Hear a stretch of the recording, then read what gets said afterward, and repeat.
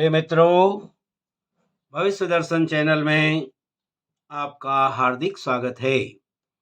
भविष्य दर्शन चैनल आपके लिए लेकर आ रहा है द्वादश भावस्थ राहु केतु का फल।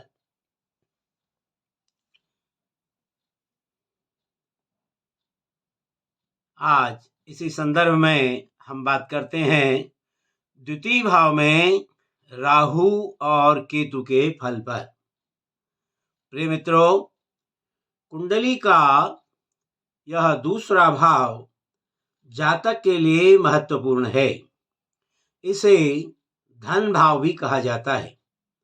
इस भाव से धन धान्य, संपत्ति, कुटुंब, शत्रु, वाणी, नेत्र, भोजन, मुख, विद्या, गायन कला, सुख, सत्य असत्य भाषण आदि का विचार किया जाता है। भावात् भावम के सिद्धांत के अनुसार तृतीय भाव जातक की आयु का होता है, यानी कि द्वितीय भाव तृतीय भाव से द्वादश होने के कारण, यानी कि ये तृतीय भाव जो है ये द्वितीय भाव से द्वादश होने के कारण जो हमारा दूसरा भाव है, ये तीसरे भाव से जब हम यहाँ से इसकी गणना करते हैं तो ये 12वां भाव होता है, द्वादश भाव होता है। तो इसलिए ये मृत्यु अथवा मारक भाव भी माना जाता है। इसी प्रकार सप्तम से अष्टम होने के कारण, यानी कि ये हमारा सप्तम भाव है, सप्तम से यहाँ हम यदि गिनती करते हैं इसकी तो यह अष्टम भाव आ जाता है।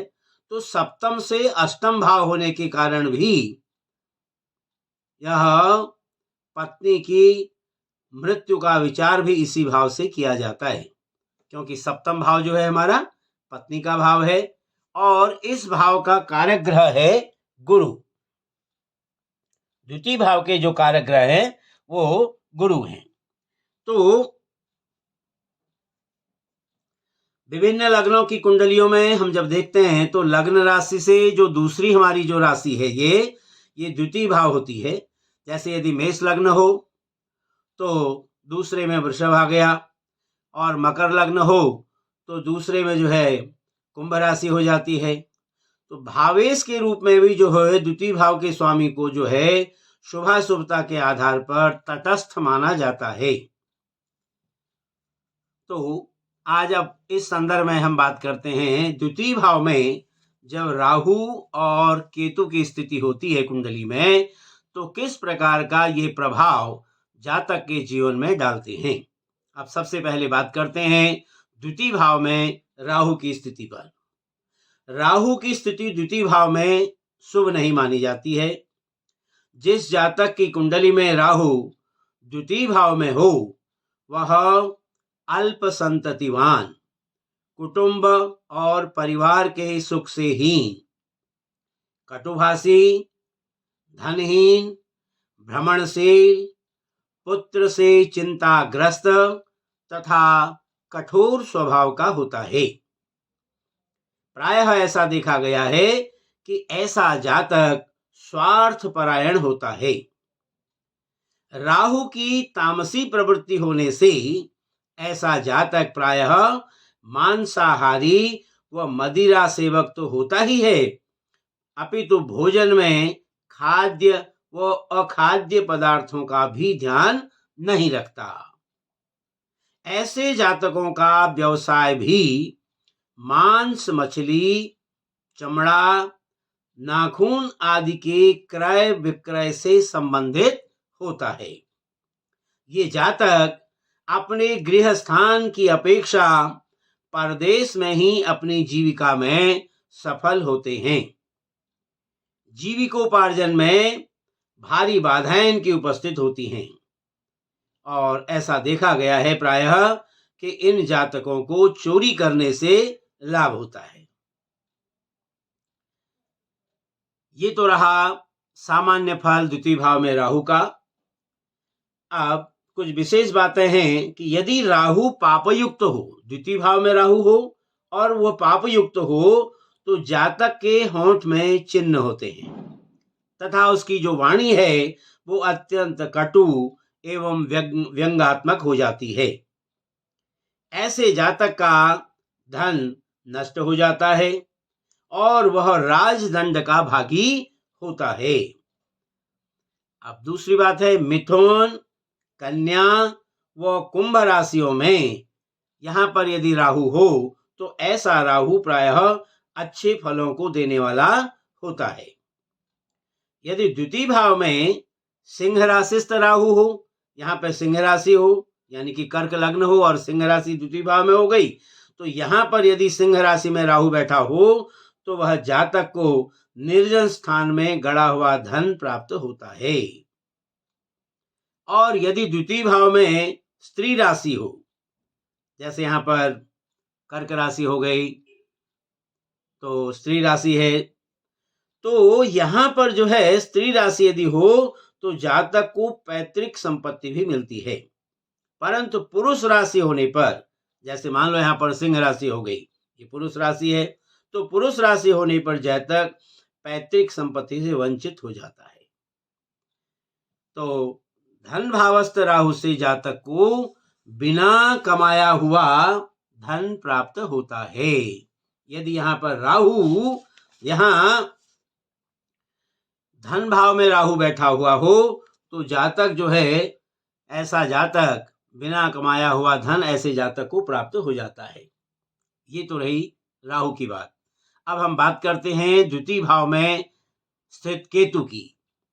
तो दूसरे भाव में यानी कि जो हमारा ये धन भाव है, इस धन भाव में सामान्यतः केतु शुभ फलदायक नहीं होता। ऐसा जो जातक है वो दुष्टात्मा, कुटुंब विरोधी, मुखरोगी, नीच संगति से युक्त, अपने लोगों का विरोध करने वाला और स्पष्ट बोलने वाला, राजभय से ग्रस्त और निंदित होता है। ऐसे जातक का राजकोप से उसका धन नष्ट होता है। अब मेष, यदि द्वितीय भाव में मेष राशि हो, कन्या राशि हो, वृश्चिक राशि हो और धनु राशि हो और उनमें केतु की यहाँ पर स्थिति हो तो ऐसा केतु शुभ फल देने वाला होता है। लेकिन अन्य राशियों में केतु धन हानि करने वाला होता है। धन तभी देगा जब मेष, कन्या, वृश्चिक और धनु राशि में केतु पड़ा हुआ होगा। इनके अलावा यदि केतु जो है अन्य राशियों में हो तो ऐसा केतु धन हानि करने वाला होता है। ऐसा जातक अथक प्रयास के बावजूद भी धन संग्रह नहीं कर पाता। इसी कारण धन के विषय में ऐसा जातक वह चिंतित तथा भयग्रस्त रहता है। कभी कभी ऐसी भी नौबत आ जाती है कि जातक को भोजन तक के लिए पराश्रित रहना पड़ता है। ऐसा जातक अल्प शिक्षित रहता है, कटु संभाषण करता है तथा म्लेच्छों जैसे वस्त्र पहनता है। वह सदैव इस बात के लिए चिंतित रहता है कि कहीं दूसरा व्यक्ति उसका धन न छीन ले। धन की सदैव जो है उसे चिंता बनी रहती है और राजदंड से भी सदैव भयभीत व चिंतित रहना ऐसे जातकों की आदत होती है। उसे प्राय ये डर लगा रहता है कि कहीं सरकार जो है मुझे जो है भयभीत करके मेरा धन जो है उसे छीन न ले।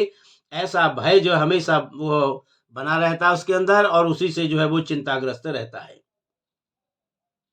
लेकिन एक और विशेष बात है द्वितीय भाव में केतु की। केतु जो है यानी इसको हम ध्वज भी कहते हैं, इसकी ऐसी विशेषता है कि जिस किसी भाव में स्वग्रही ग्रह के साथ स्थित हो, यदि ये स्वग्रही ग्रह के साथ यदि स्थित हो जाता है तो उस ग्रह के फल को चौगुना कर देता है। यानी इसी आधार पर द्वितीय भाव में जो है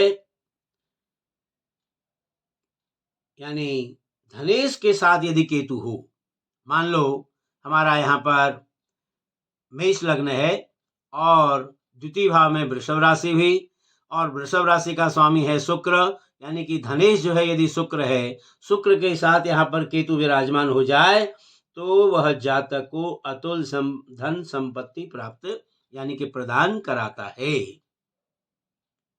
तो प्रिय मित्रों, यह था द्वितीय भाव में राहु और केतु के फल पर विचार। आशा है आपको हमारी यह वीडियो अच्छी लगी होगी। यदि आपको हमारी यह वीडियो अच्छी लगे तो आप हमारी वीडियो को लाइक करें, शेयर करें और हमारे चैनल को सब्सक्राइब करना भी न भूलें। फिर इसी प्रकार की नई वीडियो लेकर आपके सामने उपस्थित होंगे। तब तक के लिए आप सभी का हार्दिक धन्यवाद।